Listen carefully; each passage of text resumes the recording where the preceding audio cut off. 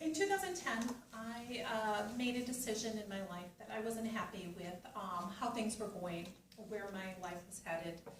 And I'm sure many of you felt the same way. You come to a crossroads and you're like, this just isn't working, I gotta change something. So I started fairly small. I thought really hard about what would make me happy. It didn't have to be anything big, but something that was just for me and not to make somebody else happy. I always loved being on the water. It's always been one of my favorite places to be. So I went out and bought a kayak. I'd never kayaked before. So since I'd never kayaked before, I also joined a group of weekly paddlers. And we met once a week to go paddling on the lakes and on the rivers, canoes and kayaks. And for anybody who doesn't know, a kayak is very similar to a canoe. It's long and narrow, made for one or two people. The biggest difference is it has paddles at both ends for the paddle. What I'm going to be talking with you today about is that while I was out on all those paddles on the lakes and the rivers, I discovered that I share some of the same traits that my kayak paddle does. It's balanced, it's strong, and it's necessary. And I found that I have those traits as well. So I think what we'll do is we'll just take a paddle and we'll see how it all relates together. So we'll get into the kayak here at the dock. You'll know canoes are very tippy. Kayaks are too, and they're the tippiest when you're trying to get in and out of them. So my kayak paddle is there to help me with that.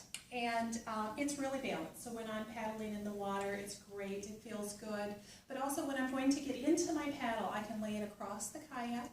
And then when I step in, it's holding everything stabilized and balanced for me. So I'm not going in the water instead of into my kayak. And so even as my kayak paddle keeps me balanced on the water, I have to keep myself balanced in life. So I've learned that even though I'm very busy, I'm working full-time, going to school just like most people here, I also have to make sure I maintain time for my family and friends. As long as I keep them very close to me, it means that I'm keeping those things that are really important to me at the forefront of my mind. And as long as my family and friends are around me, I'm going to keep everything else balanced. Once they move away, then I'm moving in too many directions at once. So I make sure I keep them close, and that keeps me balanced. Now that we know how we're balanced, let's see how we're strong. So we're going to paddle over to the sandbar and take a little rest. When we're out on the water or at the sandbar, one of the things we can use our paddle for is to push off of the sandbar, push off of rocks and logs and things that are out in the water. Paddle's great for that. It's really strong. Don't have to worry about it breaking. I also had to find ways to be strong in my life. And one of the things that happened with me is that when I was younger, I dated a man who was using drugs. He never used them in front of me, and didn't let his friends use them in front of me, didn't see him. So I ignored it. I knew it was going on, but it's not affecting me until the day I found out he was also selling drugs. When I found that out, that was unacceptable. That I couldn't ignore. So I had to find the strength within myself to end that relationship. And I did. And it was good, because once I ended that relationship, I could again take my life in a direction that was meaningful to me instead of putting up with something that wasn't acceptable. So, my kayak paddle is balanced. My kayak paddle is strong. I'm strong and balanced. But let's go check out the cove over there, and we'll explore how we're also both necessary. So, if you're on the water in a boat, you're going to go wherever the water takes you, unless you can have a paddle or an engine to get you where you want to go. So I did a lot of practicing, a lot of time learning how to use this paddle. There's lots of different little maneuvers you can do to make sure your kayak goes the direction you want to go. In my life, I also had to figure out how to keep my life going in the direction I wanted it to go.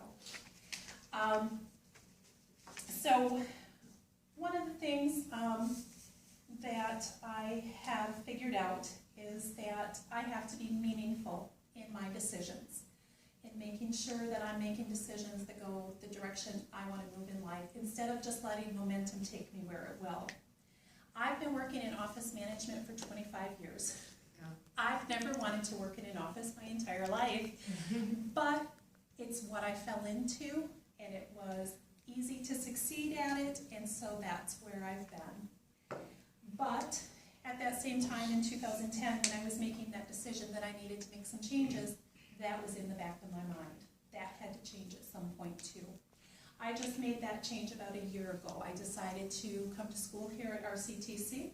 I am in school to start working in a clinical lab. As far from office work as you can get. But I had to make sure it was a conscious decision in order to get me where I wanted to go in life.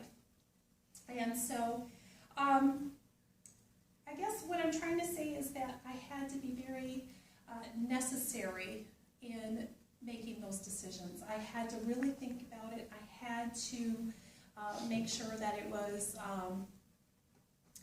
doing what I needed to do for me. Again, instead of following the flow of the momentum, or also instead of doing what's easy or what makes other people's lives easy, instead of what I really want to do. So, now that we know how my paddle is balanced, how it's necessary, how it's strong, and how I share those traits, it's time to leave the water, put the kayak up, put the paddle away for another day, and just remind you that when you come to a crossroads in your life, make sure you take time to think about what's really important to you, and then get your kayak, get your paddle, and paddle down the river in the direction you actually want.